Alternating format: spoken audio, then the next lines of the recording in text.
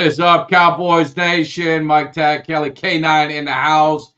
A little numb feeling, and it's like it seemed like ancient history where I'm watching our intro with the Steelers, and it's hard to believe that was just like 2 weeks ago, but it was. It seems like a lifetime ago after that game.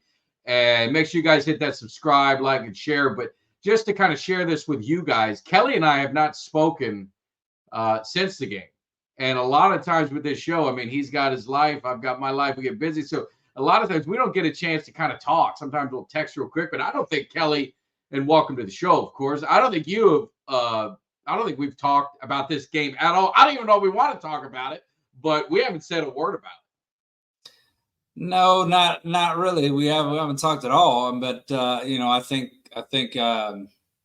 it's kind of like when you know somebody well enough, there really no words need to be said, because we know how I feel about it. I know how you feel about it. I mean, I went and did my video afterwards, my post-game reaction video, which it's funny. We were talking about it backstage before the show started, me and Mike. It's just, it seems like negativity is what fuels the hype train or the view train, whatever it may be. People just seem to really love Cowboys fans in misery, and it kind of bonds us all together. But no, we haven't talked about it, but you're right. It's been a numb feeling. But honestly, man, it seems like that for me, that this is one of the most united that I have seen this Cowboys fan base in a long time. Like literally across the board, whether it's TikTok, Facebook, Instagram, Twitter, like you talk to one Cowboys fan and the pulse seems to be the same across the board.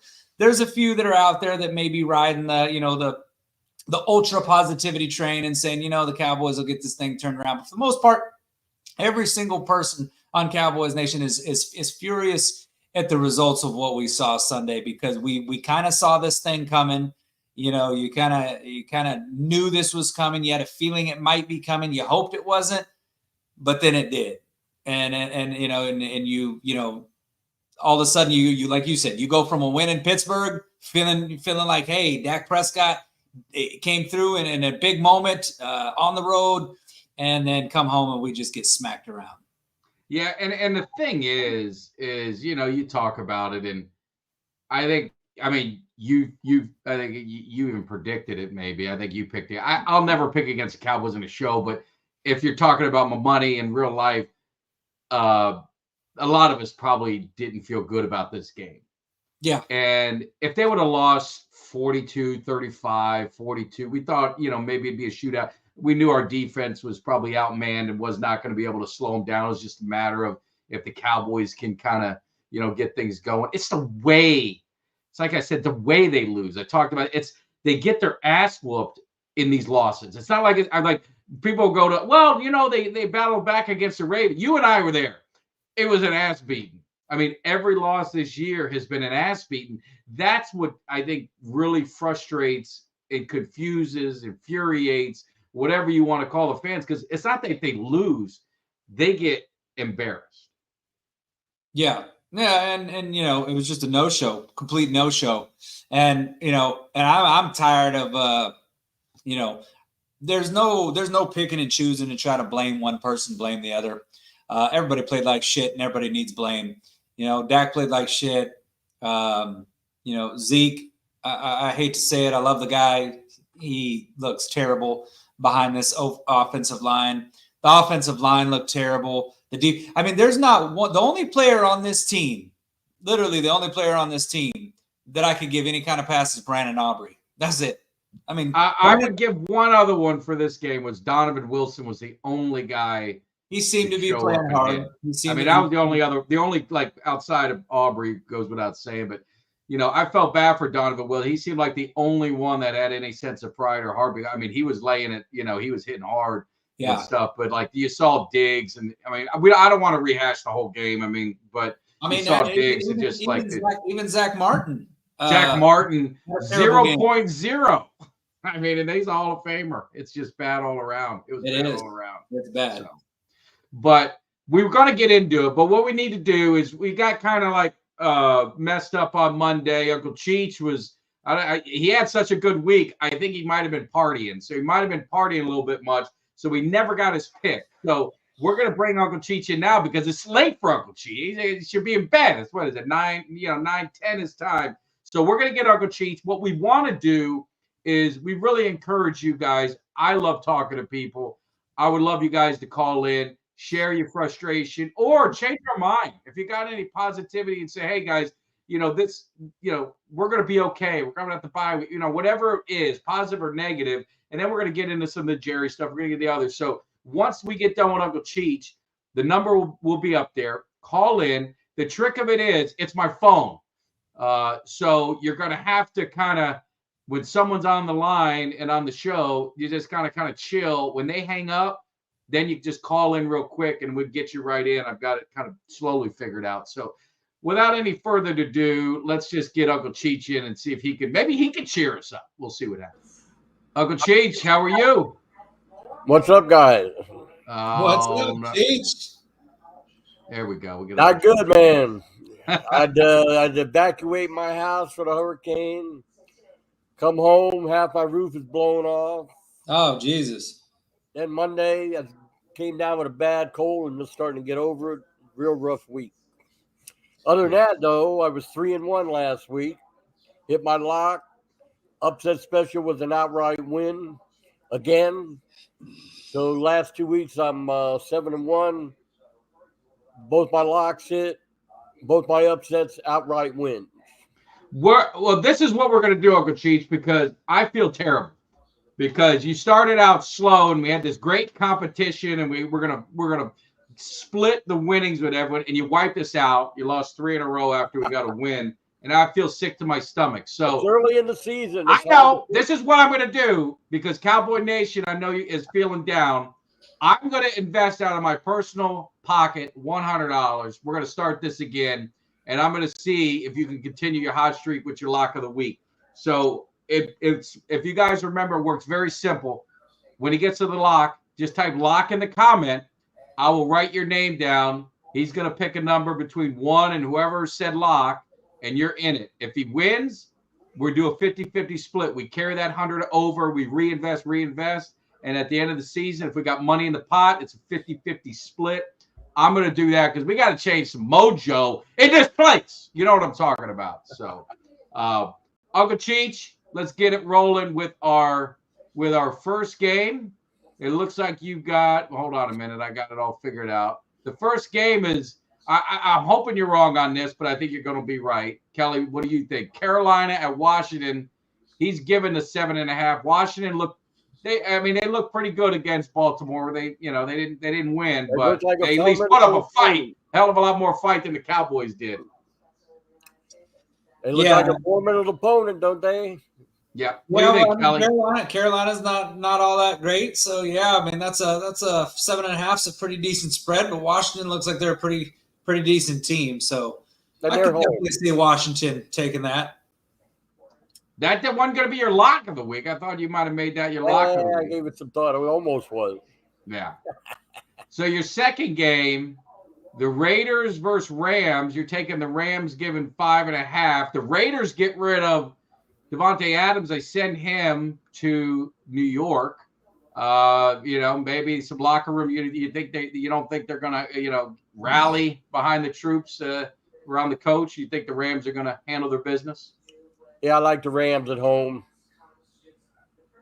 They lost a receiver now, and that don't make them any stronger, and just makes them weaker. So, what do you think about that pick, Kelly? I like it too. I'd go with that one. I think I'm writing down notes right now, or taking these mental notes because I think I'm gonna take these to the bank. Well, he's been on a streak. He was like 4-0 last time. I'm gonna ride that streak with him. Now this one's near and dear to Kelly's heart in a way, and Kelly will understand when I say upset of the week. You're taking Nebraska getting 6 against Indiana. Do you think Nebraska is going to win outright, or do you think they're going to cover, Cheech?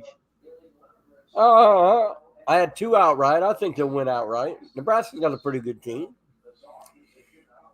Okay. Indiana, we'll see. I didn't have a lot of time to study because I told you the hurricane evacuated, roof blew off, been sick, so it looked like a decent shot. Well, they got a Patrick Mahomes clone. You ever Dylan watched him Raiola. play? What's Yeah, that? Dylan Raiola. the Patrick quarterback. Mahomes' clone is the quarterback at Nebraska. Yeah. Oh, Yeah, okay. he does everything like Mahomes. Now, I will say this. So that's at Indiana. I will say this now.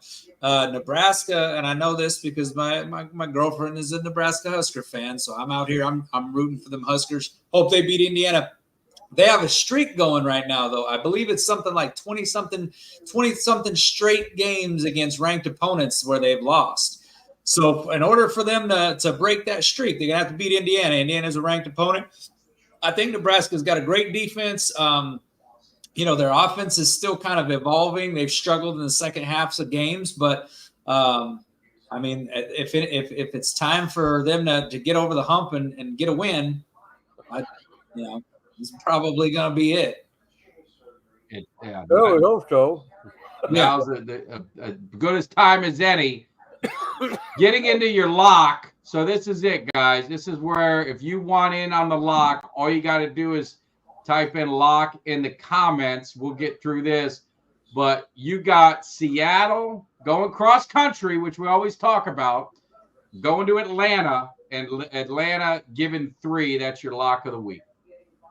That's why I picked Atlanta. They're going across country instead of putting Washington in there. Atlanta's playing pretty good. Seattle, not bad either. But that travel across country, I think it takes a toll. It does. Personally. No. I know when I travel, it takes a toll on me. When I travel across the street, it takes a toll. Well, I had talked about, I don't think a lot of people know, and I didn't know if I really wanted to talk about this, but I'll tell you, Kelly. Uncle Cheech called me, was it Tuesday, whatever it was, and there was a guy that probably was about an inch away from his life, had no clue who he was talking about, but Uncle Cheech accidentally cut a guy off, and the guy followed him and then began to reprimand him. And Uncle Cheech called. He said he almost called Carmenuch, and it would have been, I don't know if you ever watched Tulsa King. It could have been, somebody could have ended up on someone's front door in a garbage bag. It was that close. Well, if I didn't know better, I'd swear that man was inebriated. He probably was. So I didn't want to make a phone call and have him come over and get slapped around a little bit. But out. Didn't know who he was messing with. No. Started making fun of my car, and then I started, hey, you driving a Lincoln? I said, well, yes. Fit 2 bodies in the trunk. That's what I'm talking about. A lot of trunk space for bodies. Oh, absolutely. Did Carmenuch give you any picks? Well, I got Carmenuch's picks. And again, maybe the spread went down, but the first pick he's got is South Carolina +3 at Oklahoma. That's a tough one. I'll tell you, South Carolina had them. They had Alabama last week. Oh, they let them off the hook? Let them off the hook. In Oklahoma, they just got trounced. Yeah. That game wasn't even close. No. Well, speaking of, the next game, when the odds open, I thought it was 5, but maybe the line went down. I'm not sure. This might be a typo on my part. He has Georgia getting the 5 or 3.5. I saw someone say it was 3.5 or whatever it was. But he has Georgia winning outright over Texas. All right.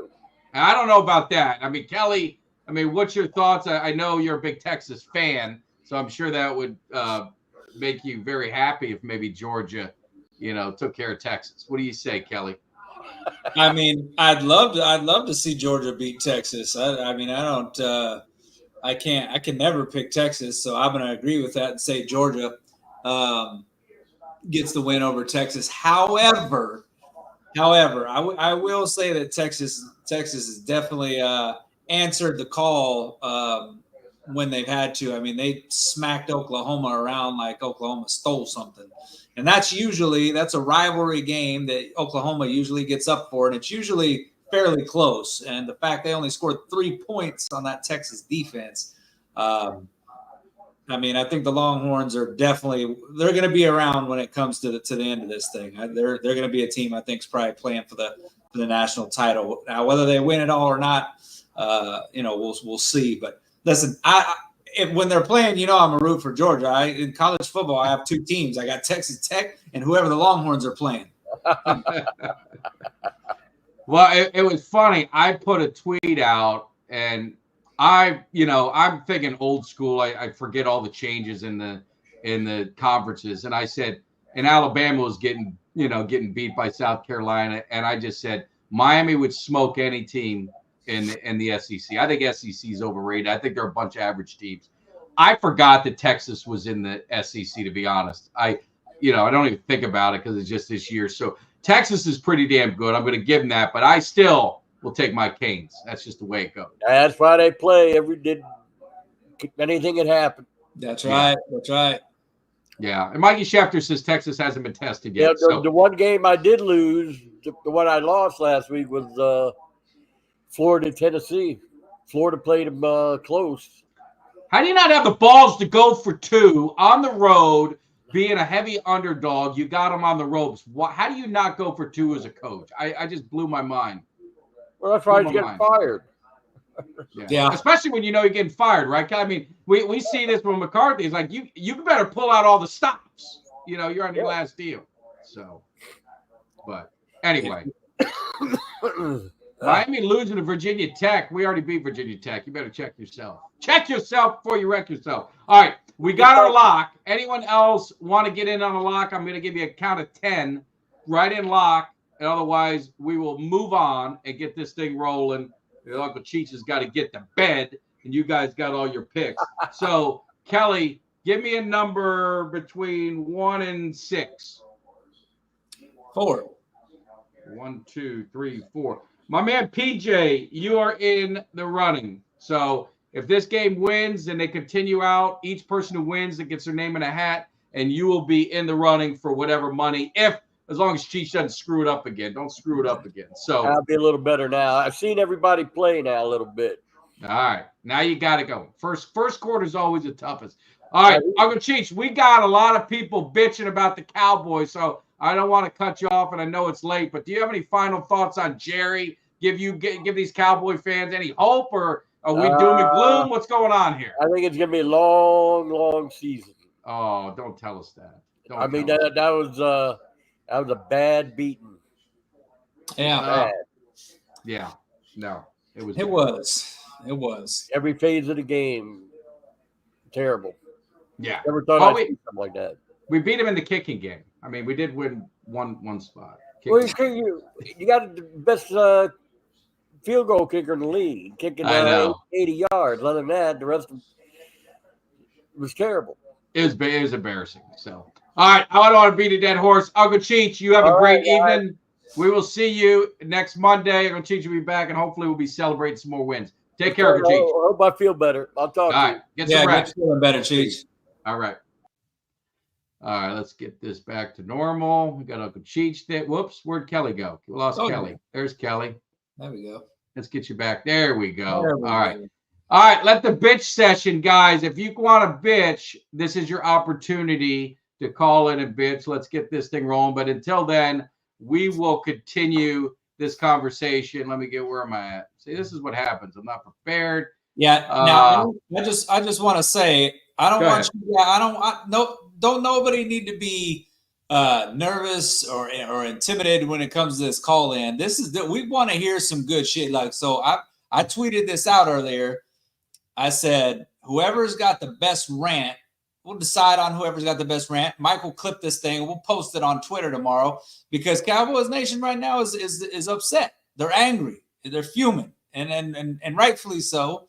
And you know what? We want to hear your complaints. We're like the therapist tonight. We have a seat on the couch. Absolutely. This is a therapy session that we need to figure this thing out. But I would ask you, Kelly, when you're looking at the Cowboys, where do you put? Are you putting all the blame on Jerry squaring his shoulders?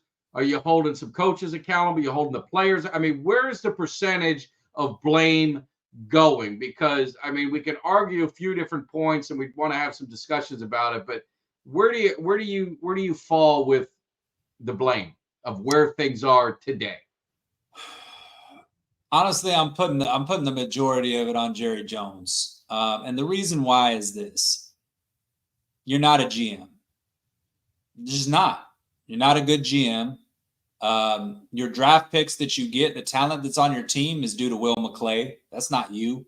It's not Jerry making those decisions. Jerry is, however, making personnel decisions. I don't think that McCarthy, Zimmer was his choice. And I'm not saying that Zimmer is bad necessarily. But the fact that we didn't fire Dan Quinn right off the bat after that Green Bay game, I think Mike McCarthy should have been fired. I thought all of them should have been fired. I thought after a performance like that at home, they all should have been fired. I think the fact. Hold on a minute. Hold on. Well, I didn't mean to cut you off. I haven't received a call. Did someone try and call? Because I didn't get it. It said he left a message. So is the number not working? Somebody tried to call. Go ahead and call again. Yeah, I'm gonna try and call it right now. But go ahead, Kelly. But yeah, no, it's Jerry. It's the lack of the moves in the offseason when you knew you had glaring weaknesses. The fact that the fans, we knew that these weaknesses were on this football team. We knew the weaknesses, I feel like, just as much as Jerry Jones did. And to sit there and act like you ignored it and you didn't have it, we knew where this team was standing. We knew that they were weak across the defensive line, that stopping the run was a problem. It was a problem last year. And you basically decided as the general manager that you were going to run this thing back without making any moves when you had a running back like Derrick Henry that wanted to play in Dallas. When there were free agents out there across this defensive line that you could have added a defensive tackle that would have made this team significantly better. You could have signed Dak Prescott earlier. You could have signed CeeDee Lamb earlier. You could have freed up money to make moves in free agency, and you didn't. And I honestly, I blame Jerry. He's the guy that's the GM. And with any team, it starts at the top. He's had 30 damn years to do this thing, to get it done. And he's ran through cycles of coaches, and he's ran through different quarterbacks and different all-star players. And think about the teams that we've had, some of the loaded teams that we've had. The one constant, though, is Jerry Jones. And the problem is that he wants to be in everything. He wants to have his finger in everything. He wants to be stirring the pot. I mean, think about this. The fact that they're asking Jerry Jones when Dalvin Cook is going to be activated off of the practice squad instead of Mike McCarthy speaks volumes. Jerry Jones shouldn't be involved in that decision. It should be 100% Mike McCarthy, but he's not getting asked about it. They're asking Jerry Jones every week about it. They're asking him, hey, when's this guy getting it? Are you going to make any trade moves? They're not asking Mike McCarthy any of these questions. They're asking these questions to Jerry Jones, and he's saying, no, we like our guys. When they ask him about the running backs, are you going to get Dalvin Cook off the practice? No, we like our guys. We like the guys that we have in here. It's total bullshit. I mean, listen, if you buying what Jerry Jones is selling, then I have some oceanfront property right here in Nebraska. Come on, just go ahead and Venmo cash at me $250,000 right now, and I got you some oceanfront property. Just Venmo me, but ain't gonna be no refunds when you find out I was selling you some bullshit. Because if you believe what Jerry Jones is selling, then I mean, you got to be just one of the dumbest son of a bitches on the planet, because he keeps feeding us some bullshit, and I'm just sick of it. So I give Jerry like literally almost all the blame. I get it. The players and the coaches got to come out. But if you're telling me to make a 5-star meal and what you give me is Spam and ramen noodles, I'm sorry. I ain't going to be able to produce a 5-star meal for you there, Jer. I can't hear you. I know. There we go. Can you hear me now? There we go. We did have an issue with the phone, so I had to use an alternative number that was working that's tied into it. And I think we might have a call. Well, they didn't waste no time. Caller, what's up? What's your name? Oh, Greg, hang on one sec. Hold on one sec, bud. Let's see. Greg, you there? There you go. We got you on, man. We got you on. Yeah, mute that. Mute that so we don't get background. I can't hear him on my end. You can't. Hold on one second. Kelly, you can't hear him? I can't hear Greg. Hold on. Let's get this right. Hold on. Yes, chat said they can't hear All Greg. right, let me hang with me, Greg. We're gonna get this figured out. Figures the one time we start doing calls, the thing's all messed up. Hang on one. Don't worry about second. this, guys. We're gonna get this thing going. We're gonna get it right. What's happening? We're gonna get right. All right, Greg, you there? I'm here. Can you hear him now, Kelly? Yep. All right. Go ahead, my man. Let us know what you think. Go ahead. I hear you, Mike. I don't hear Kelly. You're not going to hear Kelly, but go ahead. I got to fix it. So, what are we doing? You tell me. What are we doing? No, I'm asking you. Like, y'all the faithful. I'm a faithful. Like, what are we doing as an organization? We're doing nothing. Well, I mean, that is the case. But do you want me to play devil's advocate, or do you want me to just rant and rave like you want to do? Honestly, like, you can do devil's advocate. Like, I'll rant and rave, but it's not going to do any good for me or the Cowboy fans. Like, we suck, man. Well, this is what I would say is this team had 9 All-Pros last year. So my question is it the players or is it the culture that starts at the top? Does this team have enough talent on paper? Now, granted, we had some injuries and this and that, or are they pretty much, are these a bunch of overrated, overpaid players that aren't any good? I mean, where do you fall the line? Where do you fall with that? I think the players are good, but they are overrated. And again, we draft well, but we don't pay the way we should. It's tough, honestly. Like, I've been a Cowboy fan for 45 years of my life. I bought a stupid brick that I would sell back at the legacy walk at the stadium. And it's insane. Like, we keep doing the same thing for 30 years. Believe me, I'm doing my best not to curse. Is this my SoCal guy? This is my SoCal guy. Yeah, this is me, dude. I live in Fort Worth now. Okay. All right. I got you. It's tough. Dude, it's tough being a Cowboy fan. Like, this is my life. Unfortunately, it's sad. I get it. This is my life. Like, you said on a post on Twitter or X, Mike, you're like, hey, man, you shaped my life. The Cowboys shaped my grandpa's life, who was on the USS Arizona in World War II. He loved Roger Staubach. My family has been ingrained in Dallas Cowboy football. And this is where we're at right now. I hate it. Oh, that is the frustrating part. I've given the story about the Cowboys and I've got nowhere to go. And Kelly, I know Kelly, he showed his tattoos. I mean, we're at a point where we don't have anywhere to go. Like, people say jump ship, go to another team. I can't. I'm in too deep. This is my team. I got to go down with the ship. I don't know if it's going to get any better. The devil's advocate side says they're 3-3. Majority of the people before the season probably thought they were going to be 3-3, 4-2 at best. The team could get healthy. They're going to get healthy after the bye week.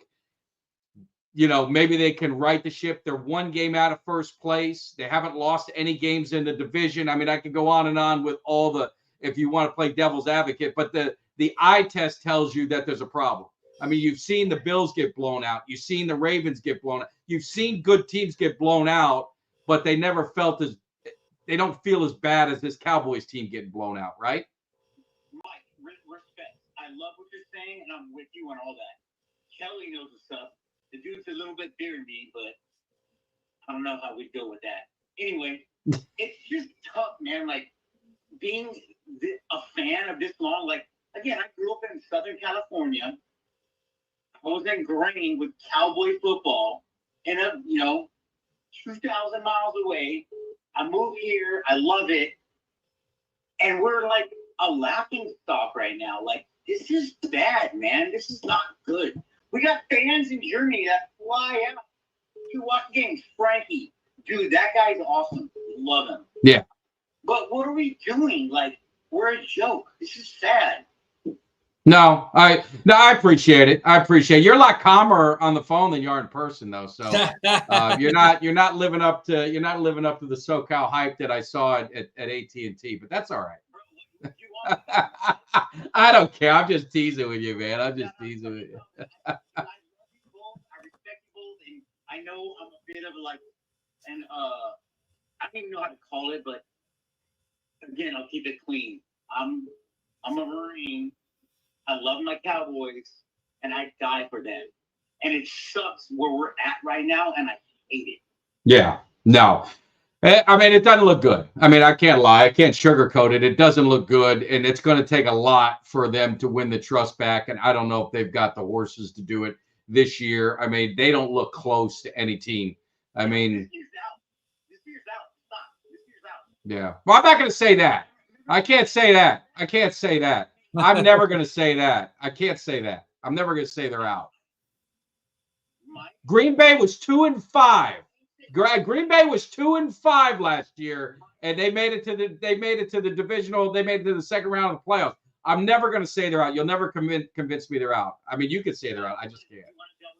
No, I'm just telling you. I can't. I will never say they're going to be out. Not going to do it, man. Not going to do it. At this point, we got to be real. Look at Kelly. I'm looking at you in the. Again, I'm not going to curse because I'm trying to be calm. I'm looking at Kelly. You want to double down or no? It's not happening. 9-8 at best. Well, 9-8 gets them in the playoffs, my man. That's fine. Do you want to get in the playoffs and lose? Who says they will? I mean, maybe they do, maybe they don't. You don't know. New York went in at 9-7 and won a Super Bowl. I don't know. I'll tell you what. I'm just saying, you don't know. I don't know. Man, Mike, you were like one of the most optimistic. It ain't being optimistic. It's life. I am never gonna. Otherwise, I'm not gonna watch anymore. But why would you watch? If you think, all right, they're done, then don't watch anymore. I'm not that way. I'm not that way in life. In my job, I'm not that way. Everyone will tell you I am all in my life. I'm not going to sit here and bitch and moan and cry about. I'm going to bitch and moan about the team. But come Sunday, my ass is going to sit in the seat, and I'm going to believe we're going to win the game. And if they lose, see, the difference is I don't get so angry when they lose. I'm numb to it.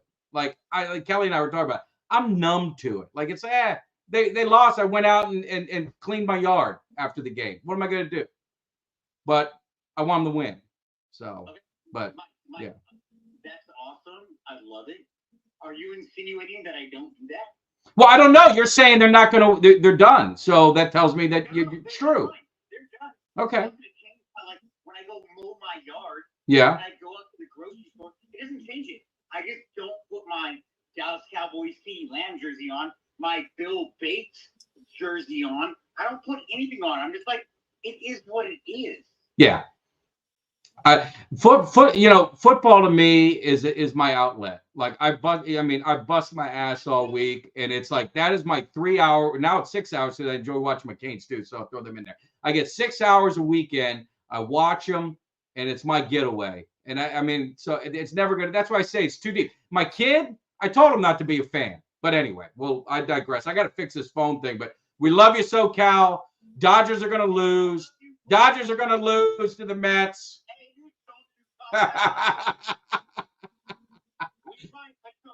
I know. Well, they lost, so it's done. I love you both. All right. It's a pleasure to meet you. I'm a diehard fan. I want a brick. Remember, I want a brick at the stadium. No, but they got my seat license. They got more money from me than a brick's gonna cost, and I ain't getting shit on my return on that investment. I own a seat. I own a seat. Oh, you don't have a brick though. But did your brick cost $70,000? No. So who's the fool? Yeah, I love you both. No, I love you. I'm a diehard fan from Southern California, and I live here now. It's just tough, man. It's tough. No, it's hard. I get it, dude. I get it. All right, we'll let you roll. All right, man. Yeah. Kelly, you talk. Well, Kelly can. I got to fix the phone, but I didn't want to hang up on you. Oh my God. Yeah. All right. We need to work on this. We'll work on it. All right. Love you. both. All right. See you, brother. Bye. All right. I got to fix the phone because I need Kelly in here. I apologize. You fix the phone. I just gotta address something here. I know the Eagles fans are not very intelligent folks or all, but I just realized that Carl thinks that I am also Jimmy. He does? Our resident Eagles. Because every time we're on, he goes, "Aren't you a Falcons fan?" He said that. And he just said it a minute ago. He goes, "Kelly's 50% Cowboys, 50% Falcon." Carl, listen, I know I hate to insult somebody's intelligence, but you realize that Jimmy is the Falcon fan, and he comes on Monday, and him and Mike do a show on Monday that's a Falcons fan. I'm 100% Cowboys. I've never been a Falcons fan. I've never owned any Falcons gear. So I know that your favorite, appetizer is paint chips, but if you can't tell the difference between me and Jimmy, I'm sorry. Now this is your notice. I'm not Jimmy D. I'm not a Falcons fan. I'm a Cowboys fan. Always have been 155%. So yeah. I'm trying to.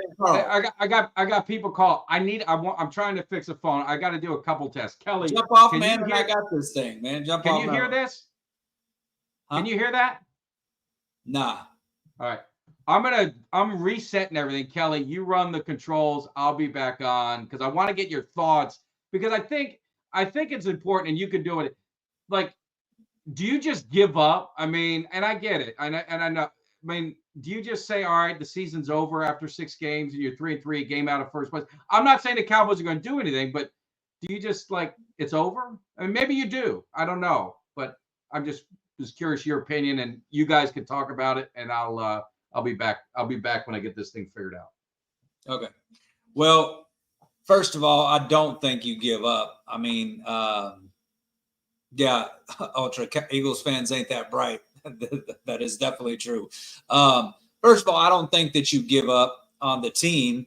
And there's different levels of giving up. Okay. So there's giving up on the team where you're just like, yeah, we ain't got no hope. We ain't got no prayer.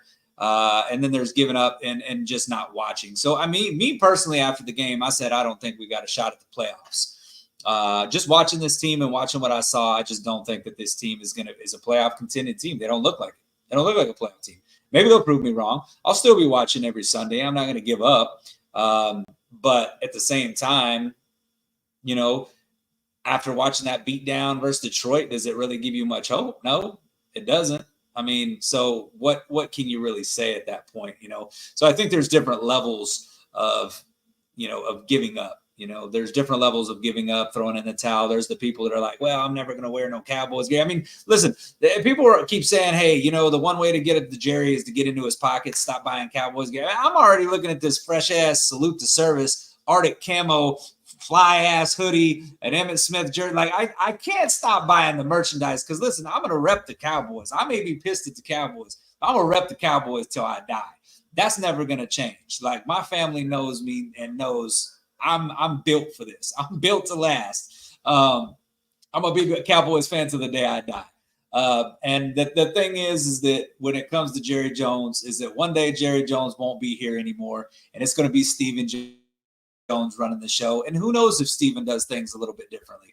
Point being is I can never throw the towel in on this team. I can never stop spending money on this team. I may not go to the games. I kind of decided this year that I'm not going to any more games, not giving Jerry any more of my money at the stadium. I just don't want to do it. I decided this year I'm not going to do that. Not with that shit product they're putting on the field.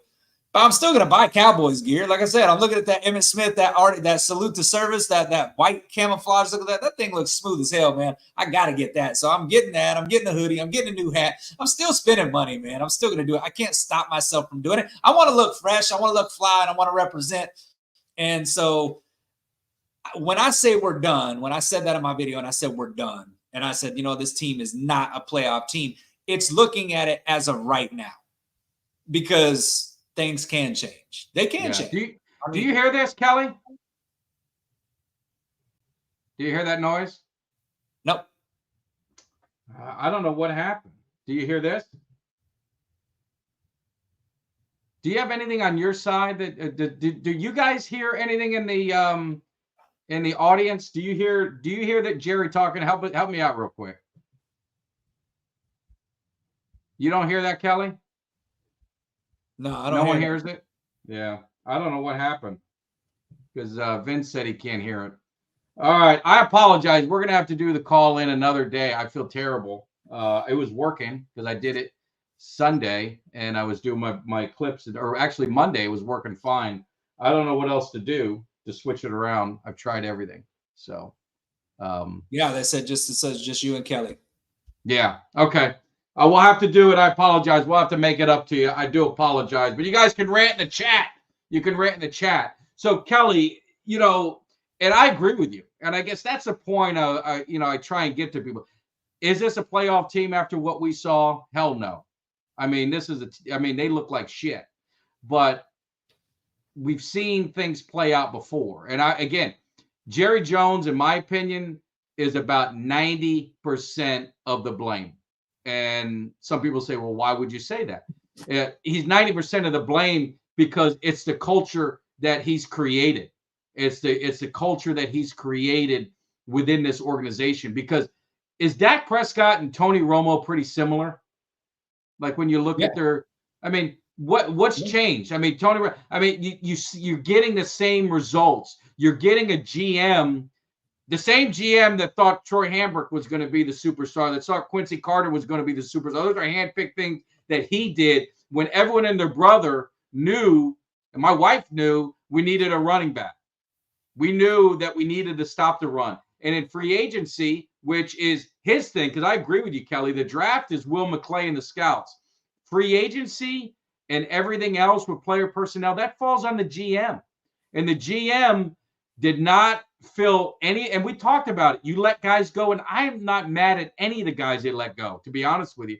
But you didn't replace them with anyone. And you didn't have to replace him with Chris Jones, but you could have replaced him with Bobby Wagner. I mean, just a mid-tier guy, a guy that, someone that's got, and he did nothing. And you banked it on the draft. And what did we say? You're going to put all the pressure on these draft picks. They got to hit home run after home run. You can't hit singles. And these draft picks have been pretty good. I mean, they have been. Imagine if you would have had a couple veterans that you picked up at defensive tackle that will take some of the pressure off these linebackers, these young linebackers we have. Or if you've got a veteran lineman that would have taken a little bit of pressure off a Guyton, or, well, BB's playing pretty good. But you know what I'm saying? It's like Jerry Jones, and then he goes on that radio show and he gets offended that people are questioning it. And you're the GM. Take the owner hat off. You went on that radio show as a GM. Their job is to ask you some questions, not just kiss your ass because it's just that radio station. The fans want to know.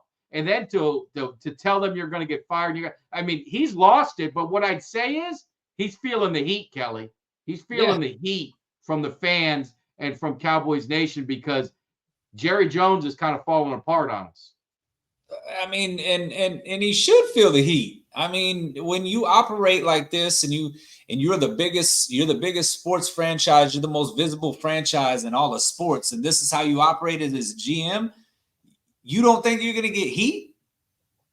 Like, what do you expect? Honestly, like, what do you expect? Like, if you're bad at your job and you are the most recognizable brand in all of sports, and sports media's job is to talk about these things, you're going to get heat, especially when you're coming on the radio show. You're coming on there and you're expecting them not to ask you these questions. Like, are you stupid? Like, you know what it reminds me of? It reminds me of like a dictator. You know what I mean? Like, you got Kim Jong-un out there, and when he asked them, what y'all think about my army? And of course, they're not going to say anything negative because he's going to put them under the knife. And Jerry doing the same damn thing, threatening these dudes' jobs. They're talking about, I'll get somebody else to ask the questions. Like, that's some dictatorship right there. I'll tell you what, man, that's not the kind of dude I want to work for. It's not the kind of guy I want to be. He wants yes men. It just further lets you know Jerry wants to be surrounded by yes men. If you butt against Jerry and don't agree with what he's doing, he's going to fucking get rid of you. That's why we got a problem in Dallas. That's why there's a Cowboys problem. It's because Jerry is running the show, and it's Jerry's way or no way. Yeah, and the thing is, that became evident when we talk about the culture and what Jerry creates. That's it.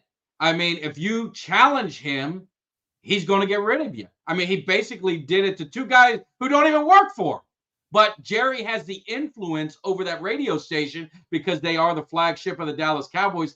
And the one thing he does have the power to do is say either they go or the Cowboys go.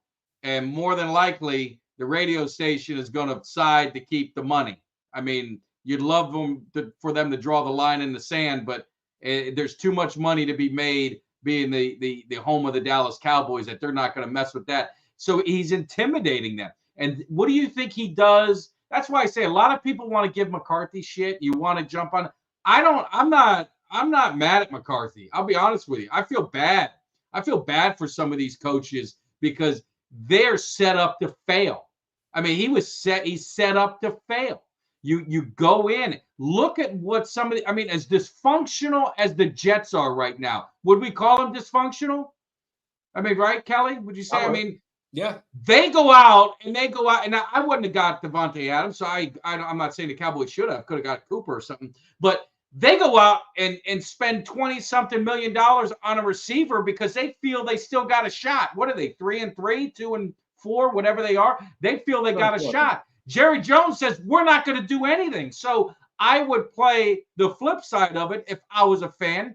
Well, if he don't give a shit and he just saw what happened and he don't think we need help, then F him. I'm done too. So I see both sides of it. I'm just unfortunately not built. I wish I could be that side. Like when you do your rant, Kelly, I wish I could be so angry and do that. It's just, I'm a beaten man. I'm a beaten dog with the Cowboys. What can I say? I don't know. Yeah, I mean, it's hard not to kind of get to that point right there. At some point, you start getting that way, and look, that's one of the things you look at Amari Cooper. Amari Cooper, we traded him for a 5th round pick. The Browns just got back a 3rd. That's great GM work. 2 years later, And Jerry's sitting there saying, can't nobody make deals like I can? Can't nobody run a team like I can? What are you fucking talking about, Jerry? When is the last time that you made a good trade? When was it? I can't think of one. Help us in the chat. What was the best move the Cowboys made? Gilmore, would you say that was it was solid, but it wasn't game-changing. Yeah. Cooks was good move. It wasn't game-changing. I mean, when did they really say, you know what, we're this close, we're going to go in? Leroy Glover? Maybe. I mean, that's how far back you got to go. I mean, it's a long time. And, he brought him in on, when the team was on the downside, really. I mean, it was just maybe to try and get a name in there. You'd have to go back to Deion Sanders if you're going to be honest with yourself. Right? Yeah. It's been a very long time. It's been a very long time since Jerry has made a good trade. And that's the thing, too. Doesn't make good trades, doesn't sign, doesn't make great moves in free agency. When he has made moves in free agency, they've been questionable. It's just what gives you confidence in Jerry to make anybody think anything's going to be different? Devontae Adams got moved. Yeah, that was a good one. Cooper, we'll give you Cooper. Good one on that, Danelle. I'll give you that. It was, but the problem is you gave up two first-round picks for him, and then you traded his ass. Like what? 2 years later? I mean, did they really give up 2 1s for Cooper? I'm pretty sure we gave up 2 first ones, or maybe it was a 1 and a. That 3. Was Roy Williams. I know we got. Maybe it was a 1. Maybe it was a 1 and a 3 for Cooper. Yeah, I know it might have been a first-round pick for him. Yeah. Bob Lilly. That's funny. I'll give you that one, Carl. What did he say? Carl said Bob Lilly. Oh, yeah. You might as well. Charles Haley. Yeah. I mean, I would say Deion after that would be the one. Cooper, I think that's a great one. Just a 1 for Cooper. But you had to get Cooper because you remember that year, that was the year they went Dak friendly, right? And they got rid of Dez, and they brought in Allen Hurns, and they were going to have Beasley, Hurns, and I forgot the other receiver, and that just absolutely did not work. So they went out and got Cooper, and to their credit, that saved their season. Aubrey. I mean, is it that bad when the kicker is one of your best moves? The MVP. Yeah. The MVP. Yeah, we just gave up 1 first round for Cooper. I had to look that up. I had that wrong. Just a first round pick for Cooper. But still, I mean, the fact that we traded him a couple years later for a 5th round, and then Cleveland turns around 2-3 years after that, midway through his 3rd year with them, and gets a 3rd. I mean, it's just more ridiculousness for Jerry Jones, the GM. You know, and just the fact that he's doubling down on things, you know, at some point, somebody's got to save him from himself. And, you know, I mean, you know, I compare it all the time to, you know, if you've got a loved one, you know, if you're unfortunate enough to have to live through it and see it, you know, one of the prevalent things in the United States amongst our elderly is Alzheimer's. You know, Alzheimer's and dementia. And both of my grandparents that I was very close to both suffered from it. And at some point along that journey, when they're going through that, you got to take their car keys from them because they can't drive the car no more. And it's kind of a sad moment to do it, but it's for their own good. At some point, somebody's got to take the keys from Jerry. I mean, he's been saying some shit that just don't make no damn sense. He's been doing some things that don't make no damn sense. I mean, he literally in an interview that one is scribbling on a goddamn notepad. And I mean, just not making notes. He's just doing some scribbling. Like he's just. I feel Jerry's mental faculties ain't all there no more. I feel well, do you know feel like he's falling off, man. I really do. The worst of it is, you know, he did what he did on 105.3, right? Which I think anyone would say was kind of, I mean, that was just bullshit, for lack of a better word. He had an opportunity to kind of, hey, got a little heated, you know, it just, you got the bad, you know, I apologize to those guys or whatever. He gets out of that, you know, he went to Atlanta for the thing, and then he does an interview. He doubles down. He don't apologize. He don't back off of what he said. He didn't think he did anything wrong. And that's the part that tells me he's a problem. Because, look, it's like I said, you know, when I want to, you know, Monday or whatever, I was talking about Jerry's. Not every, you know, Ultra put it perfectly. I mean, look what Philly signed. Philly signed a bunch of guys, and most of them haven't worked out. That happens. We've signed guys. Maybe they work out. Maybe they don't. If Jerry Jones said, "Hey, you know, I thought we were a little, I thought we had more depth in a position," then everything gets specific. But maybe I was wrong. You know, maybe I misjudged it. Maybe we need to look and see what we can add. If there's an opportunity to add someone at the trade deadline, we're gonna try and get this thing right. You don't have to do anything, but you're saying the right things, right? That makes you feel a little bit better. But when you sit there right now and say, I love who we have, we don't need to add not one person, and we're good to go. Well, that tells you that you're just so disconnected, because if you're looking at this team today and you compare them to the Chiefs, do they have a chance in hell? No. When you look at them, you compare them to, you know, the top teams in the NFC, do they have a chance? Not so good. You gotta acknowledge, if you just acknowledge it, there's nothing wrong with being wrong. I mean, most draft picks fail. I mean, the success rate is hard. So that's the part that gets me the most concerned, is his ego is getting the best of him, and it's his way or the highway, and he's gonna do it in spite. So he instead of him admitting he's wrong or doing something different, he's just gonna go down with the Titanic and Cowboys Nation. We're gonna be playing the violin, and most of us are probably gonna run out of lifeboats. Some of you guys are gonna jump ship. I don't blame you, but I'm going to be like the dude just hanging on with a piece of wood, hoping I can somehow let someone finds me. We got a super chat from Mark. He says Zeke being the answer at running back shows he's on crack. Yeah, and I don't think he thought he was the answer, but he thought he was going to be, you know, the 1-2 punch. I'm more like, Rico, you know, you had an opportunity to sign a lot of running backs or draft one. Rico, I like Rico, but he's been on a team like 4 years. It's not like he's a phenom that came out of nowhere. Like, you think you would have known what you have. And then Jerry admitted that they don't want to give him the ball that much because he has a history of injuries and they're trying to keep him fresh. So that's what you're gonna bank everything on a guy that you just admitted that you've got to limit his carries because he can get injured, and then a running back who we all know is his better years are behind him, and he should only be used in short yardage and goal line. And let me ask you this: how much better does Tony Pollard look now, a year removed from that injury? You know, we talked about last year, Tony Pollard not having the pop, not having some of the stuff, but he was coming off a pretty serious injury.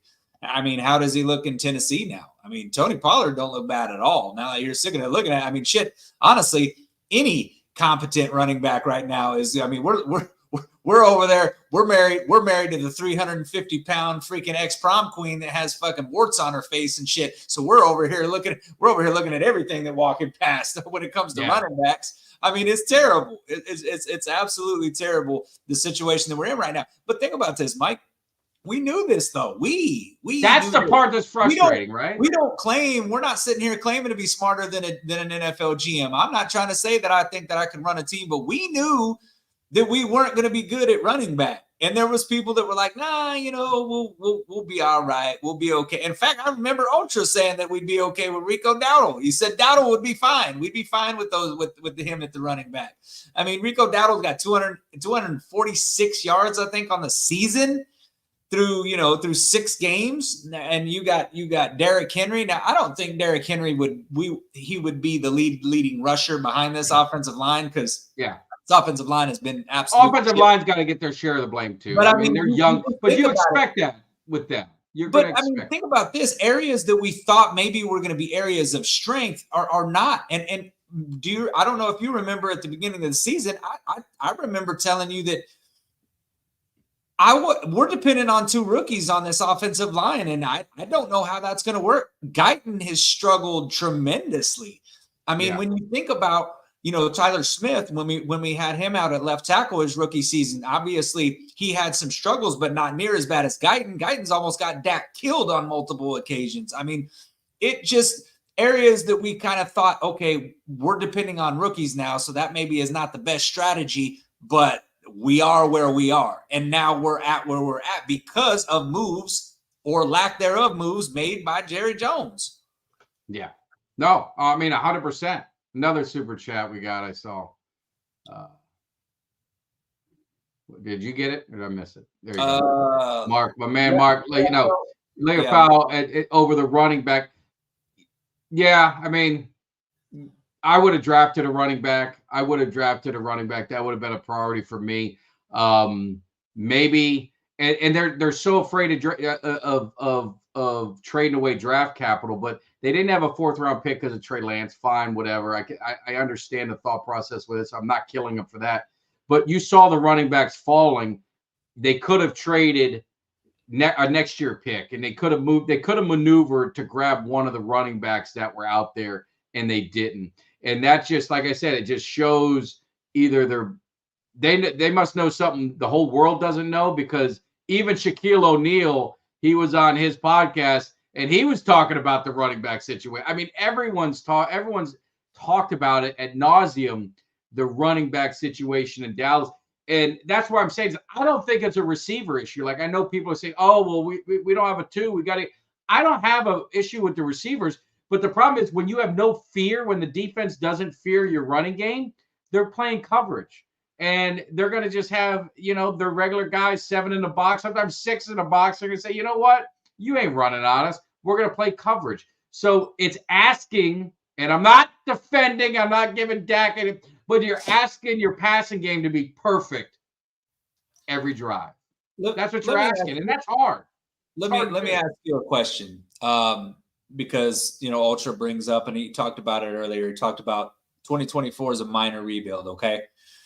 So if we think that that's the case, right, and already they've made their decision on who they're getting, who they wanted to give their money to. They're saying we're going to give big money to Dak. We're giving big money to CeeDee, which we haven't even got into the fact that I think that there's something wrong there with Dak and CeeDee. I'm not saying that there's an issue with their relationship, but I think that, the fact that they're just off. You've got Dak throwing a comeback route and CeeDee Lamb is running a go route. You've got CeeDee Lamb running a go route and Dak throwing it's just they are off. The communication's off there. Something is wrong.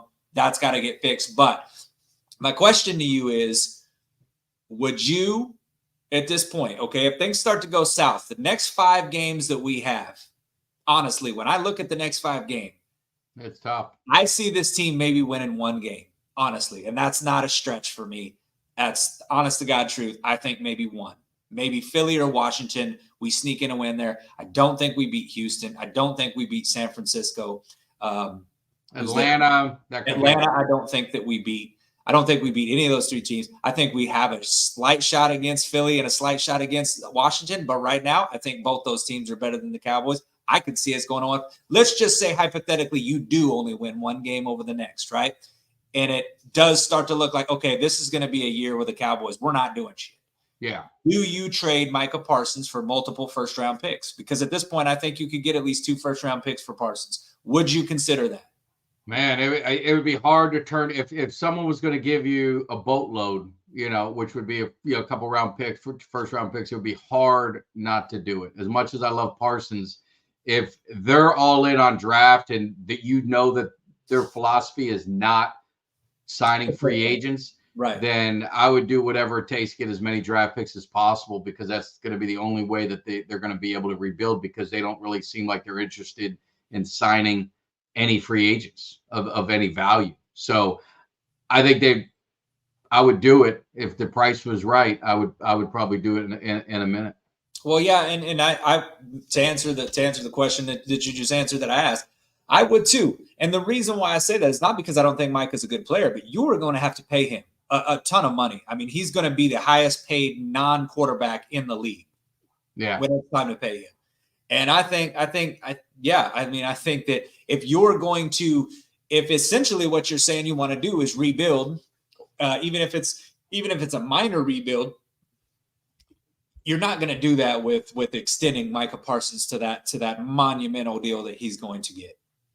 No, it's going to be a huge deal, and that's going to be them. Well, we need to draft because it's a have and have not league, right? I mean, the top 5 or 6 guys eat up 75% of the cap. Exactly. And the thing that really bothers me is, again, it would be different if the Cowboys were going out and making significant moves to try to improve the roster. I mean, look at what the Eagles did last year. They made the playoffs, but they got bounced just like the Cowboys did in the first round of the playoffs. But what do? They went out and they signed a stud running back in Saquon Barkley. They said, we're not going to settle for being better than best. They went out and made a trade to get Jahan Dotson. Granted, he hasn't really done shit with them, but they're still there. You watch them, and they make these trades for these free agency guys. Some work out, some don't. Obviously, the guy from Tampa, White, he didn't work out. He hasn't worked out for him, but they're trying to get better. They're making moves. So if you make moves in free agency and you fail, the fan's going to give you a little bit more leeway, because at least you're attempting, you're trying to improve these areas. But if the Cowboys are not going to do that in free agency, and their whole strategy is draft, we're depending on our draft class, we're depending on these young people, then you can't invest all this money into these players like that. You're investing, and these players that you're talking about investing money in were the same players that were on the field when you got your ass whooped by Green Bay last year. So it's kind of the definition of an insanity. It's like you're going to make no moves and bring no major key pieces in via free agency. You're going to depend on a class of rookies and think that every single one of these rookies is going to pan out. They have not. And then on top of that, you're going to run it back with the same players that just literally got wiped the hell out at AT&T Stadium last year by Green Bay. It makes no sense. It's just stupid all across the board. And I am running out of stupid decisions that Jerry Jones has made as the goddamn GM, and it's getting tiring. I'm getting worn out, and I'm just like, fuck, how much more of this shit can you take before like you said, become numb to it all? And that's the crazy part, is like you look at, obviously you got CeeDee, you just name the guy, CeeDee, Jake Ferguson, Tolbert's showing, in the opportunities that he's been given, he's showing some some stuff. You've got Diggs, Tyler Smith, and you got BB. Guyton is, you're asking a rookie to go left tackle, and people want to say he stinks or a bust or whatever. I don't agree with that. I don't agree with it at all. Go look at what Tyler Smith was after 5 games, some of the penalties and this and that. And he didn't play left tackle. Martin is kind of, I think he's done this year, right? And he's going to be done after this year. What I'm saying is you got Dak. You've got some pieces. I mean, you've got Bland coming back. You've got Diggs, who, yeah, he didn't play his best game, but Diggs, I'm not gonna say he sucks because of one game. You've got Overshown. You've got Parsons. The Cowboys have these guys, but what they lack, and you and I have talked about it over and over, they lack dog. They lack pride. You don't get beat like this at home. You don't. You got all right on the road. Shit gets out of hand, and whatever. They're getting their ass whooped 4 straight games at home, not even being competitive. That don't happen to the shittiest of teams. There's something culturally wrong. Now, is it Jerry? Is it the coaches? I'm a big believer in players, and I share this story. I always think of things. I didn't play football in high school. I was too small. I wrestled. So I was in this tournament. I wrestled this kid, and he beat the living shit out of me. And I'm just being honest. I mean, beat the shit out of me, and I go into the losers bracket. You got to battle your way back. I battled my way back to place, and who am I going to wrestle? I got to wrestle that kid. But it was in my mind, that mother effer, because I knew exactly what he did. He threw the legs and it just beat the shit out of me. He ain't going to do that shit to me again. There ain't no way in hell. No one thought I was going to win. I end up beating his ass. And even everyone's like, how the hell that happened? Because they just saw me just get absolutely annihilated, just embarrassed on the mat before. But that's what I'm saying is like some point, man, there's pride's got to step in and say, all right, if you're going to beat my ass, you ain't going to beat my ass. You might beat me, but you ain't going to embarrass me. And these players keep letting themselves get embarrassed at home. And then they get that lost look on their face. And like CeeDee and Dak, we didn't get into it. How the hell do you let that happen? Like, how do you have that? How do you let your 2 highest paid best players on offense, how are they not cohesive? How are they not running in stride? I mean, Troy Aikman used to talk about it with Michael Irvin. I hate to go back to the past, but Michael Irvin used to say, I can go blindfolded and we run 10 routes, I'm catching 9. I mean, that's how those guys should be in sync, but how are they not? I mean, is it the bigger picture of the organization? I don't know. Yeah, it's definitely it's just definitely not a good scenario, a good situation. And one of the things that has really, really bugged me, man, is that the Cowboys in week 6, I mean, going into week 7 now, Mike McCarthy, Mike Zimmer, some of the players, they keep talking about fundamentals. Got to get back to the fundamentals. How in week 6, and you're talking about getting back to the fundamentals? What? Like, I mean, that's what it's like. The fundamentals. Like, first of all, Dak and CeeDee should have this chemistry. I mean, I want you to go on your rant, but I mean, you answered this before. It isn't about him being triple team. It's about the wrong CeeDee running a go route and Dak's throwing a comeback or whatever. You know what I mean? Exactly. Because look, there's been at least two interceptions in the past 2 weeks that have been because CeeDee and Lamb and Dak Prescott are not on the same page. 2. Could have been 3. But what I'm saying is when you got the highest paid player on your team and then the second highest paid player on your team, that you paid these guys to be on the same page. You understand that he's going to get more coverage. He's going to get tripled. He's going to get doubled. That you understand that. The best receivers in the league all get doubled, all get covered like that. They still find ways to get open. And when the opportunity arises, you have to capitalize. You have to hit that. You can't have your quarterback and wide receiver running different. Your receiver running a different route than what your quarterback is throwing, especially when you're talking about timing routes, or your guy's thinking, oh, he's going to throw a jump ball, so he's kind of lazying it towards the back of the end zone because he thinks it'd be a jump ball, and it's right into the defender's chest. Like, those are the kind of things that you can't have happen.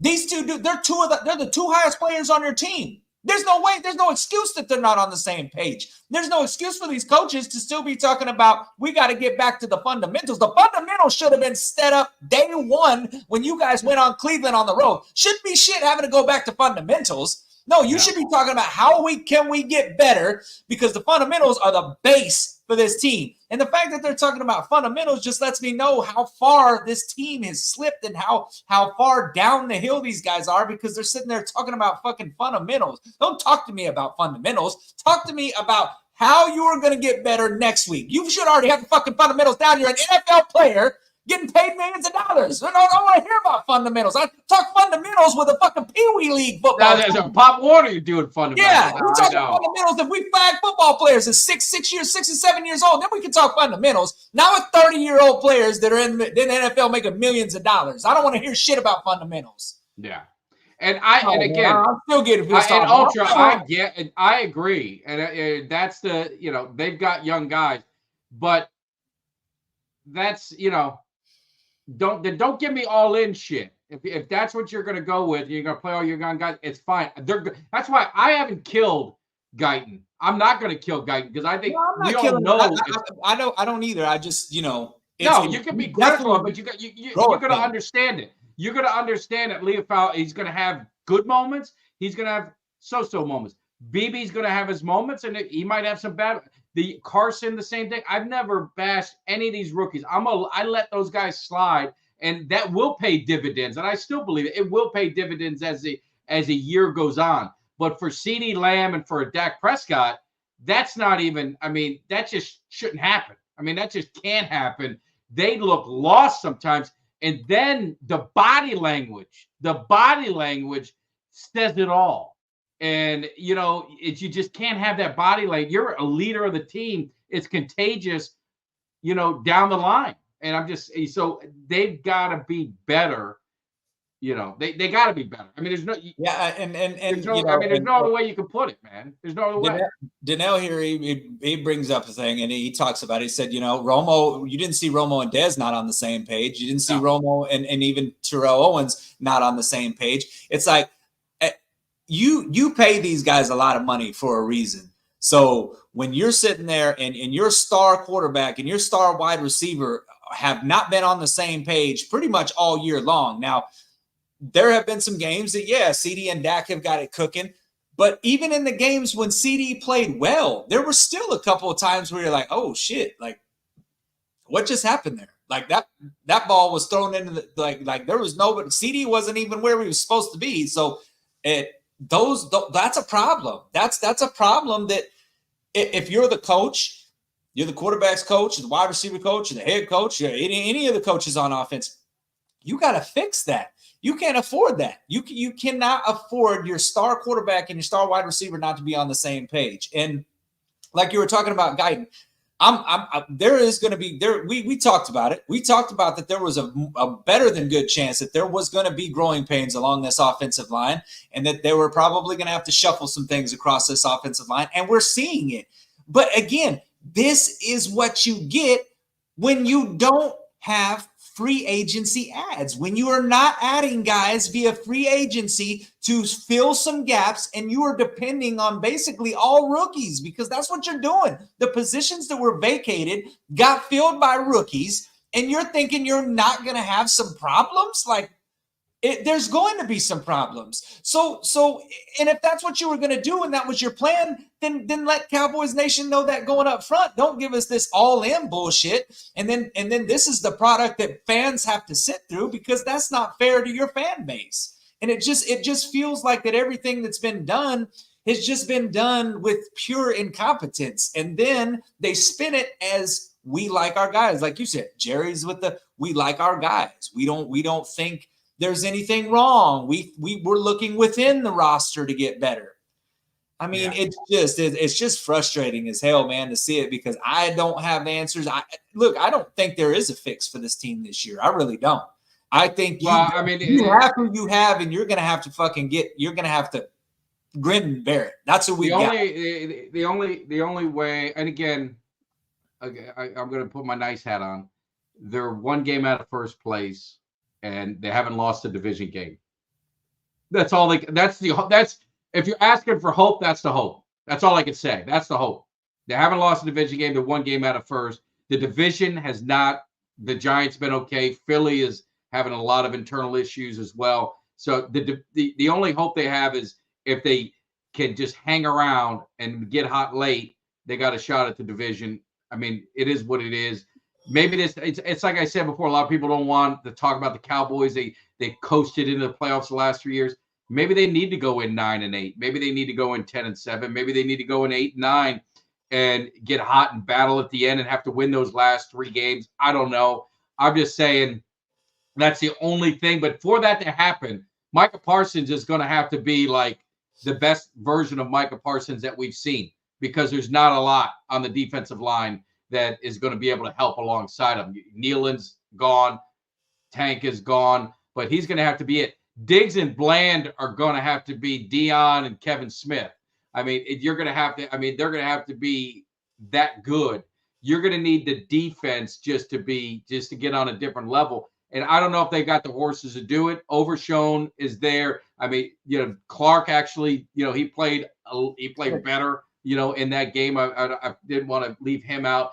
But some of these other guys, man, they look lost. And it's up to gut. And you and I talked about it. I don't know if they're going to fix it. You're not fixing the defense. I don't think you're fixing defensive tackle position with the guys you have. And that's the problem. And if you're not going to go out and try and get bodies and get maybe upgrades, that's the issue. The offense side of the ball, they got the talent on off. They can get their shit together. They can get back to at least putting up some points and not being embarrassed, but they got to be able to run the ball. The two things that we talked about, running and stopping the run, are still the biggest issues that I have to say, there's no fix on this roster for it. Yeah. So I don't know. Yeah. Well, I just want to real quick. I want to apologize to my man Tom in the chat here. He had messaged out to me today, and he had mentioned about how frustrated he is with the team. And to just be honest, I've had a lot of fans that kind of come like that. And I told him we were doing the call-in show tonight. I saw his comment earlier. He said, "Man, you had me all hyped up." I can maneuver and change the mics around, and they could call in, and I think you'd be able to hear it if you want. If someone wants to call in and try, I was just gonna tell Tom, because I know it was all pumped up and it was hyped up tonight. I'm just gonna say, since we kind of had a little malfunction night, but listen, we're gonna be back next week, and I think what we can do is we can do it next week. That way we can have. Okay. We'll test it. So I'm gonna just let Tom. I want Tom to keep that energy, because look, we're going on a bye week, so there's nothing's going to change other than bye week. So I definitely want Tom to come on the show. I did want to hear what he had to say tonight. So I apologize. This is going to fall on me, because Monday I used this and we didn't have any issues, and I don't understand how you don't hear that. You don't hear that, Kelly? And the thing is I played this. These are little clips, soundbite clips. I've played them a million times, and you've heard the Eugene, we're hungry. Yeah. I mean, you've heard it. I don't know why all of a sudden it's not working. So I promise I'm going to spend the bye week. I'm going to get this figured out and figure out what the hell happened and get it corrected. I'm embarrassed that it's fine. We'll get these guys coming. I hate it though, because I was pumped up. Anger is subsiding anytime soon. Mike, I want to ask you real quick. You've been on, you've been on X, Twitter, whatever. You've been on, TikTok. You're on TikTok. You're on this. Is this the angriest and is this the angriest that you've seen Cowboys Nation in a long time? In my lifetime, I think so. I really do. And we think about this. I mean, obviously, I wasn't really on social media much when they were doing the 5-11 season, but the Cowboys have been through some bad. We've never had like the bags on their heads. We've never had, these kind of situations, the fire Jerry, that whole thing that's going around, the fire Jerry. Cowboys Nation is pissed. Cowboys Nation is pissed. And they're and rightfully so, though, because you still have the same nucleus of players on this team that won 12 games last year. Yeah. Right? That's the part that's like, again, that's the part that's so frustrating is there is a lot of talent on this team, and why isn't this talent being optimized and reaching its potential? That's the $1 million question. I know we have a long ways to go before we get there, and I know that there's there's things that can change. We can see a different outcome. I mean, because listen, somebody posted something today and says, "Hey, does all this go away with win over the 49ers?" I don't know that all of it goes away, but I tell you what, it sure would feel goddamn good to beat the 49ers. I think I predicted this, and this is when things are bad, Kelly. Our guy Ultra Is being the voice of optimism. He's being the voice of optimism, and sometimes could be reason. The Cowboys get healthy and start clicking, we're going to have another discussion. And I still hold out hope, that. And again, I don't want to use injuries as an excuse on their defense, but I mean that's like 5 or 6 guys. That's a lot to lose. Starters. I mean that's a lot to lose. It is. The offense is what really worries me because they just look like they've been lost all year, and they haven't even. I mean, Dak and Dak's played like shit. Let's just call a spade a spade. I mean, we can't sugarcoat it. CeeDee's played like shit. The only guys that Tolbert, BB, Ferguson, anyone else? Tyler Smith, maybe. I mean, well, and while I will say that Ferguson played well, I had to say this, man. Fucking my man Ferguson fucking dropped that pass by Dak. Should have caught that. Hit him right in his hands. Yeah. When Dak rolled out in that Detroit game, that was a big play. It was a big play. It would have been a big play, keep a drive going. Instead, it killed the drive. And we're gonna run a test because this guy's been calling. Who is this? This is Joseph. Joseph, I'm gonna try something. So Kelly, I'm gonna try something while we got our man on because I don't want this guy. My man Joseph's been calling in. So let me fix something here. I'm gonna go to audio, and let's see. I'm gonna shut this off, and then tell me, Kelly. Can you hear me, Kelly? I can hear you. Can you hear me now? I can hear you. All right. Yeah. All right. Hold on a second.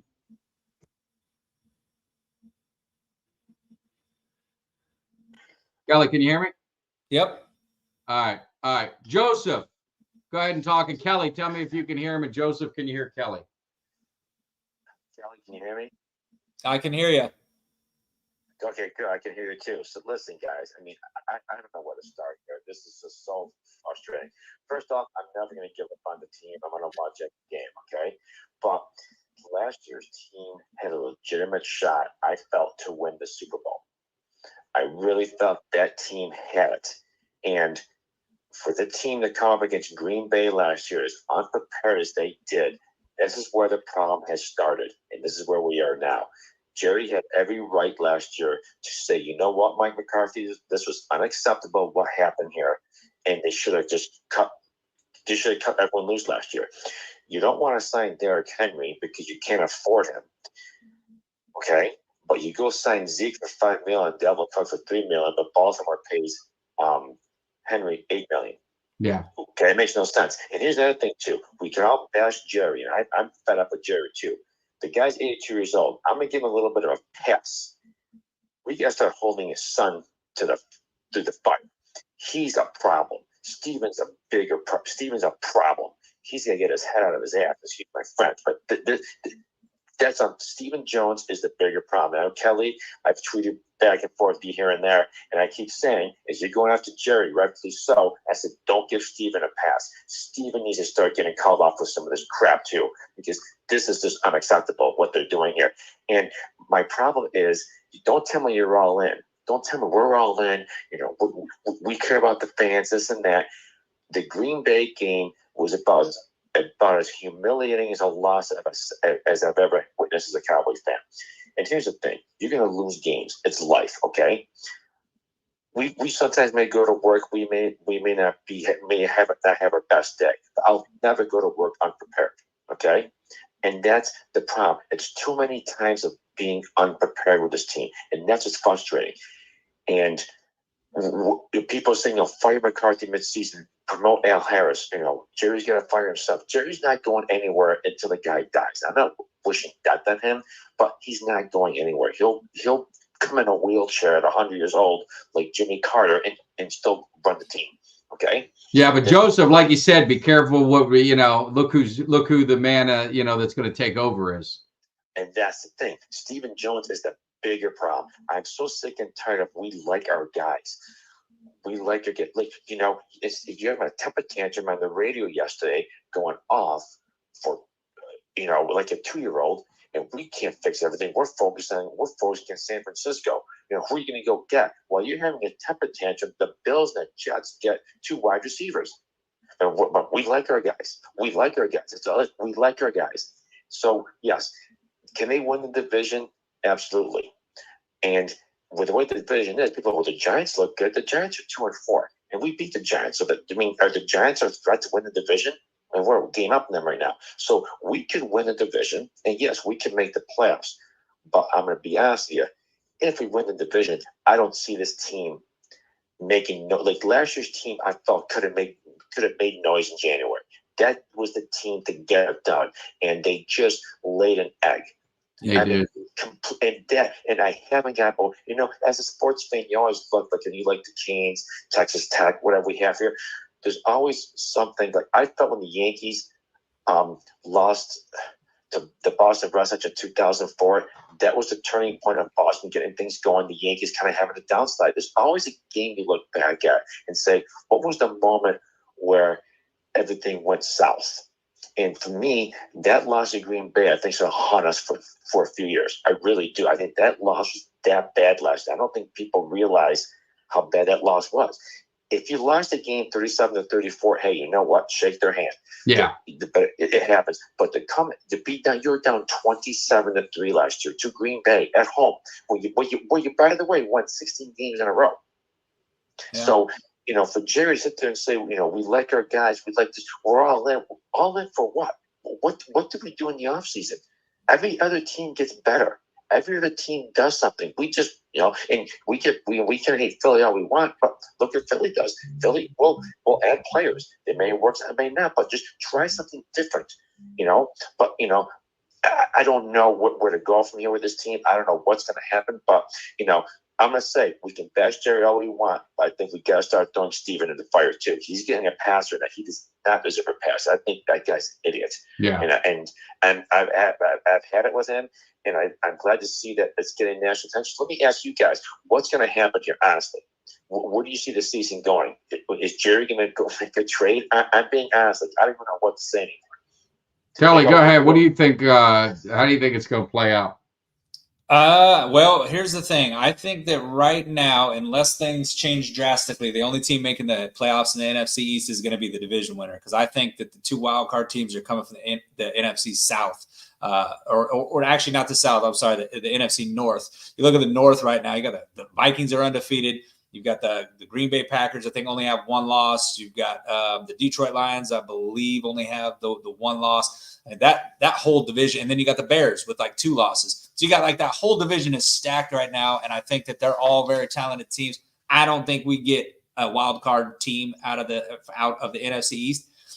Listen, I think a lot of would have to happen in order for the Cowboys to win. They need to get healthy. Hopefully they can start doing that. They get some guys back. But, look, man, I think you're going to have to win double-digit games. They got to win 10 games to win the East. I think that's where we're looking at. Now, Philly's they have their flaws. And Washington is a very young team with a very talented young rookie quarterback. I think right now it would be a 3-man race in the NFC East between Philly, the Cowboys, and Washington. If I had to call it today, I don't see us winning the NFC East. And that's just calling it by what I just saw. I'm going based off the latest information, which was Detroit belt to ass. I don't see us winning the division. We have to get significantly better. The fact that we play the penalty-ridden ball continues to haunt the Cowboys. Undisciplined football, penalties. Then when you add injuries to it, then when you add turnovers to it, it's just too much to overcome. So if they don't get that all figured out, they don't get some health, they don't start playing more consistently, they don't start playing cleaner, they don't get back to the fundamentals, then I don't think this team's going to win the NFC East, because right now I look at it and as crazy as it sounds, I think Washington is a better team than the Dallas Cowboys right now. And what was crazy was that going into the season, I mentioned it on this show that I thought Washington was going to be an 8 to 9 win team. I still think that. I think they may be able to win 10. And if that happens, it'd be crazy, but they'd be NFC East, could win the NFC East. So it's an uphill battle for the Cowboys right now. And I don't see any reinforcements coming in. I don't see a trade happening. We're going with who we've got. And right now, I don't know if that's good enough to get it done. And those are good points. Let me ask you now, If the Dallas Cowboys win the division and lose the first round of the playoffs, is Mike McCarthy back as head coach next year? No, he's gone. He the only way McCarthy keeps his job, in my opinion, is a deep playoff run, and I'm talking NFC Championship game. Anything less than that, McCarthy's gone. If they don't make the playoffs, he's gone. He's set up to be the fall guy right now. It's kind of a sad thing because, look, I said that I think that honestly, in my opinion, I think they should have fired McCarthy after the Green Bay game. I think now the fact, firing Mike McCarthy now, I don't really think it does you any good. I wouldn't mind seeing it. If they fired McCarthy, I wouldn't mind. But at the same time, I do agree with Mike. It's kind of an unfair situation. He's being told to make a 5-star meal, and they basically gave him Dollar General ingredients. So it's pretty unfair for McCarthy right now. But it's the current situation that they're in. There's no coming back from it. But yeah, Mike McCarthy's got to win the NFC. Got to go to the NFC Championship game to keep his job. Yeah, no, I agree. So if Mike McCarthy doesn't come back, which he's not going to, because we made the NFC title game in 30 years, I don't see us getting it this year. Who would Jerry Jones get? Who you'd like to get, and who are we going to get? We're going to get a puppet. We're going to get Bill Belichick and get Jim Johnson. Who are we going to get? Ben Johnson. I mean, I would go after a coordinator of a good offense. So Detroit. Well, obviously we saw Detroit, so they look pretty good, and he didn't mind sticking it to us. So I'd get someone like that. Jerry Jones is going to get a yes man, though. I mean, people are talking about Belichick. I mean, you're going to get some. I mean, did you see what happened with him after Brady left? I mean, the decisions he made in personnel and the team was no good. I mean, that ain't going to work. But Jerry's going to get a yes. It wouldn't surprise me, and this will get people to flip out. Wouldn't surprise me if he just promoted Mike Zimmer, something like that. That's what he would do. That's what he would do. Yeah, because Jerry's a complete idiot. And with me, I've been saying it. I said I'm not going to sit there and say that I heavily criticized the Mike Zimmer thing because I thought that Zimmer could work with this Cowboys team. I've been saying for a while, though, this is, and you see it all across the NFL. It's a young man's game when it comes to coaches right now. It's young, it's innovative, it's bringing a little bit of that college style game into the NFL, which a lot of these young guys have come up around that and come up in it. You see it, and Bill Belichick's not that. I will say this. Let me just say one thing on that, because you live near there, I believe, at least close to it. Yes. Kansas City's coach is old as hell, and the defensive coordinator is even older, and they just continue to win Super Bowls, and their defenses are always solid. I still think it comes down a lot to but they run the show.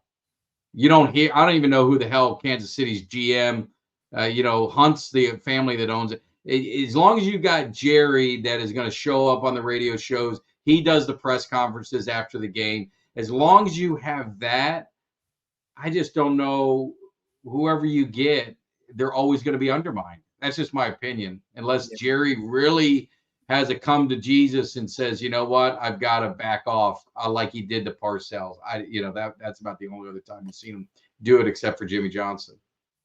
Right, and he didn't like Jimmy Johnson getting the credit, and he didn't like Parcells getting the credit, so he just let them go.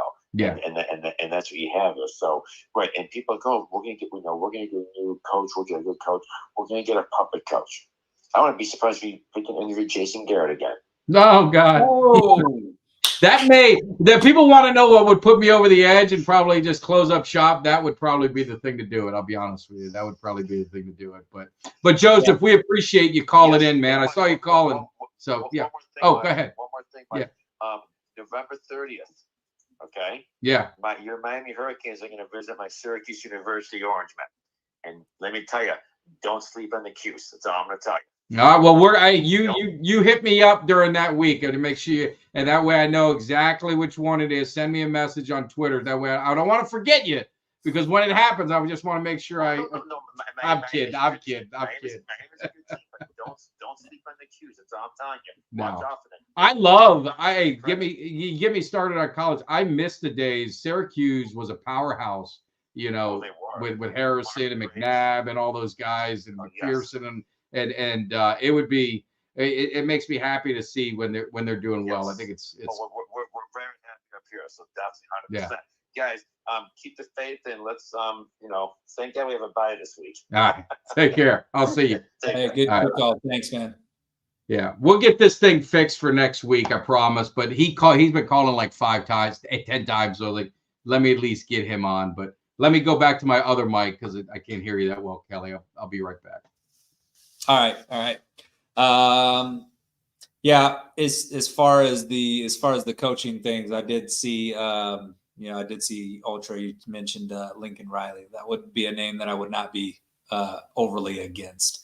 Young guy like that, offensively innovative, and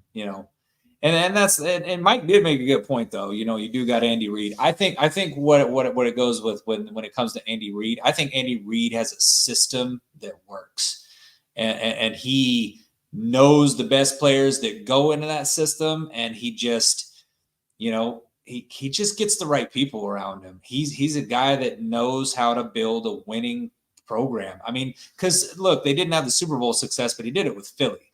I mean, what did they go to 4 straight NFC Championship games? I mean, yeah, no, he did.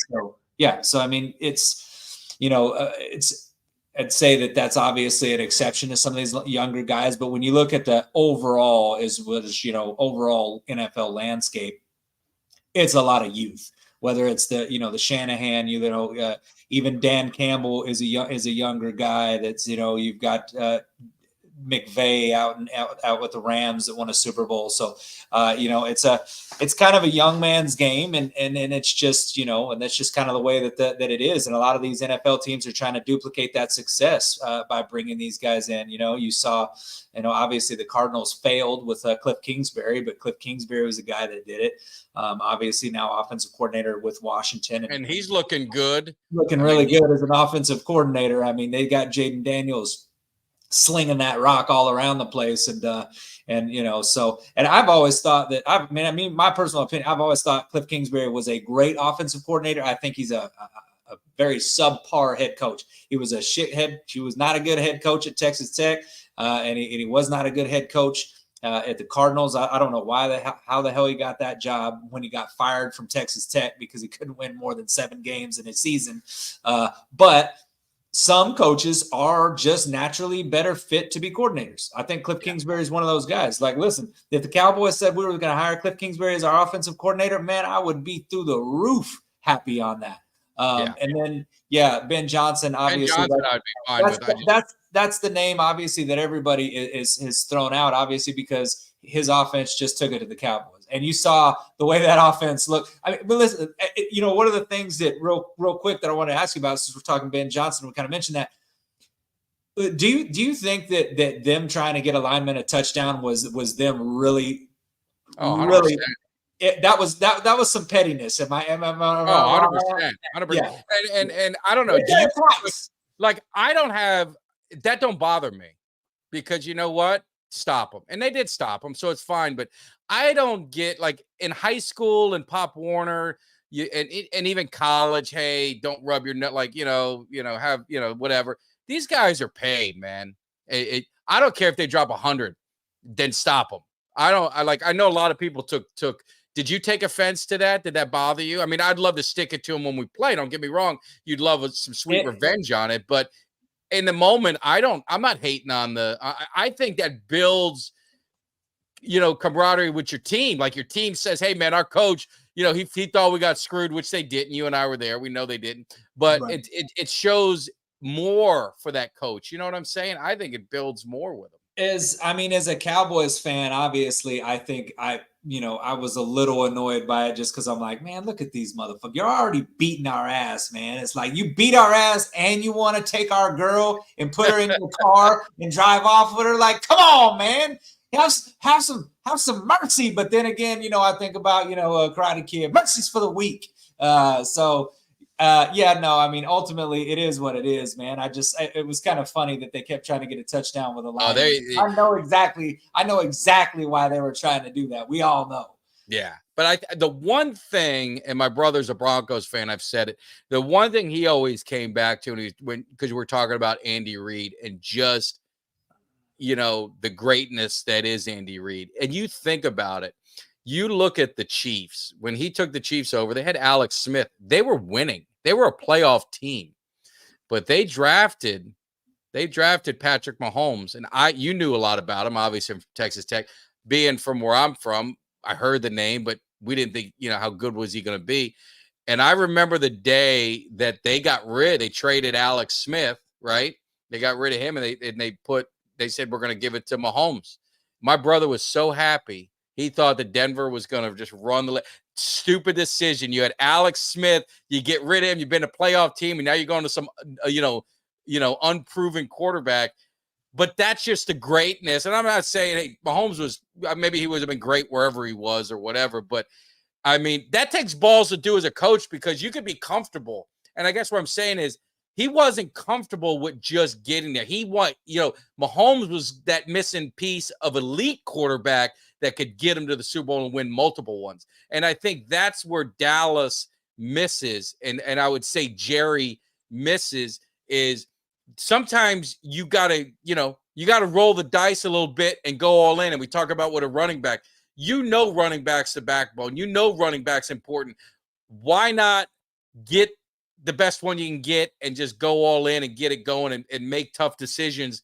And the Cowboys just don't really seem to do it. You could argue it with Dak Prescott. You and I, we had conversations when Tom Brady was out there. And I know I said, if it was me, Dak was on that kind of 1-year deals being franchised, I would have taken Brady in a second. I'm just going to be honest. Like I know it was short-lived, but you knew he was going to win a Super Bowl. I would have taken him. Would you have? I mean, did you want him when he was out there?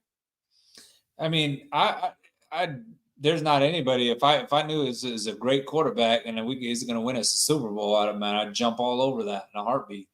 Yeah, and I think that's what Tampa Bay. Give Tampa Bay credit. I mean, not that they're a great team, but they went in, got a bunch of guys. They won a Super Bowl. They stunk for a year, but shit, man, they're Baker's playing pretty damn well, and they're right back in the mix of things. So I think you got to, when you see that opportunity, man, you can't half-step it. And I think with the Cowboys this year, they half-stepped it.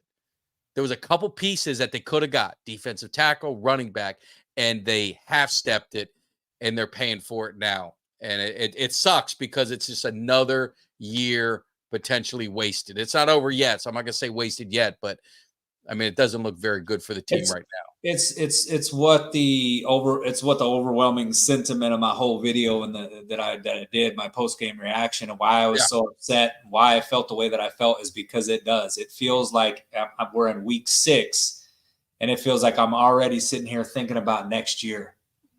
Who we gonna have as our head coach next year? Who we gonna draft next year? Who we gonna add via free agency, if anybody? It does. It already feels, and it's depressing as shit, because we've been through this so many damn times, and then you have 3 straight 12-win seasons, and you think, man, we're getting close. We're getting close. We just need a few pieces. And I mean, honestly, look, I think if this Cowboys team went out and got Derrick Henry, and I think if maybe they went out and got themselves a swing tackle, and then they went out and got themselves a defensive tackle,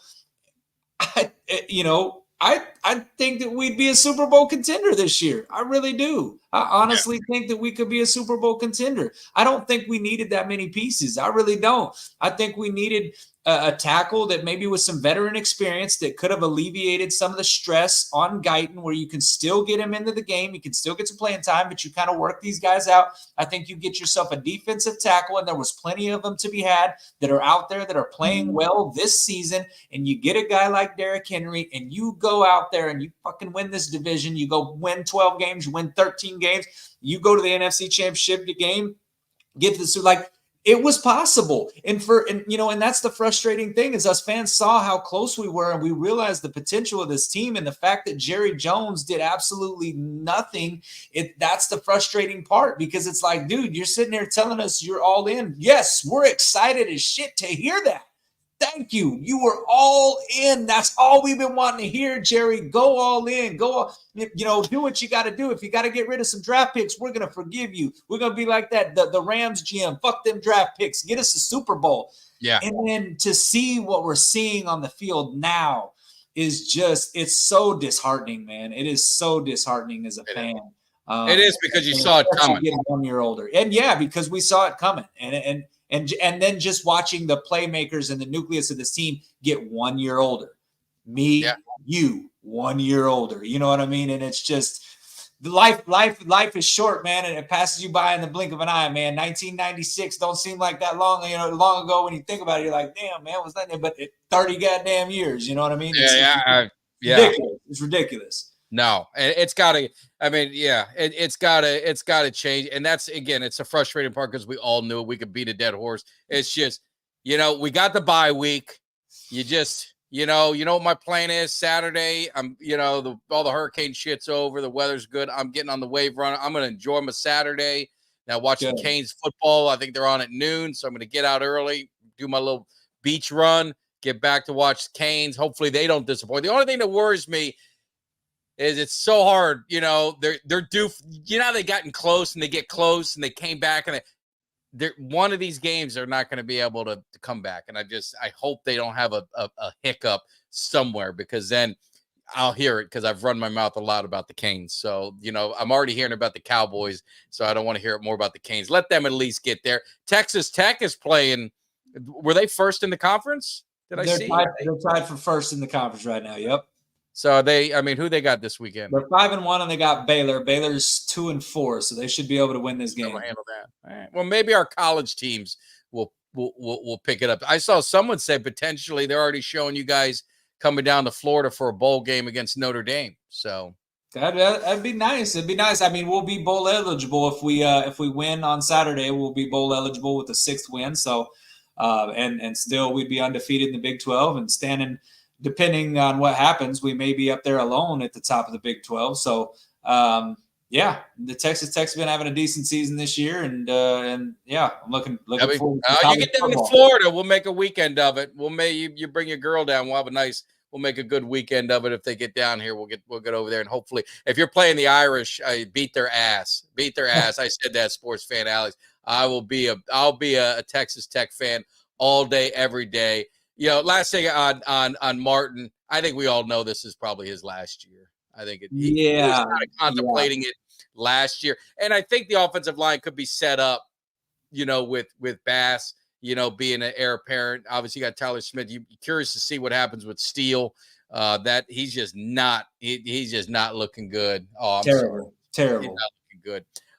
They might have to move on from him and then just figure things out. But, you hold out hope. Enjoy your weekend. The thing I would tell you, don't let the Cowboys ruin, don't let them ruin everything, because then then Jerry wins. We can't let him win. No, root for the team, but your life will go on, and hopefully these guys, I always say, win in spite of Jerry. Maybe they win in spite of Jerry. We'll see. So, we'll see. All right, Kelly, what else? You got anything else to say before we head out of here?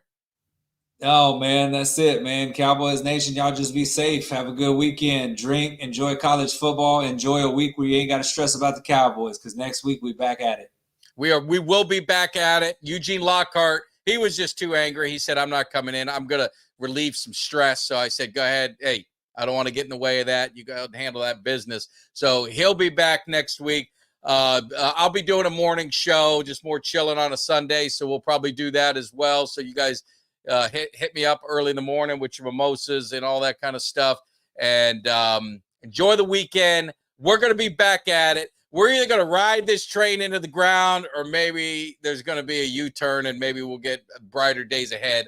I don't know. I said I was going to be along for the ride. Kelly's along for the ride. At worst, we get the best Kelly K9 rants after bad losses. So maybe some of you guys want some losses, because there's nothing better than a Kelly K9 rant. I just wish the language, we got to fix it so we can put it on YouTube, because that one was so much gold. It was awesome. It deserved to go viral. I'm glad it went viral. You got over 500,000 views on it. So you guys make sure, if you don't, I know you're following Kelly on Twitter and X, but don't forget my man's he's on TikTok. I'm on there too. I don't I don't comment anything. I just post and go. Kelly, you probably do the same. Yeah, There's a lot pretty of much. people on there. But you guys have a good one. We didn't do our giveaway because we were planning this whole call-in thing. So we're going to get these giveaways done. I promise you guys. Hang tight with us. You guys take care. Enjoy the weekend. Kelly, you have a good one. Have a good weekend. We'll see you, brother. Take care. Give me somebody that's hungry.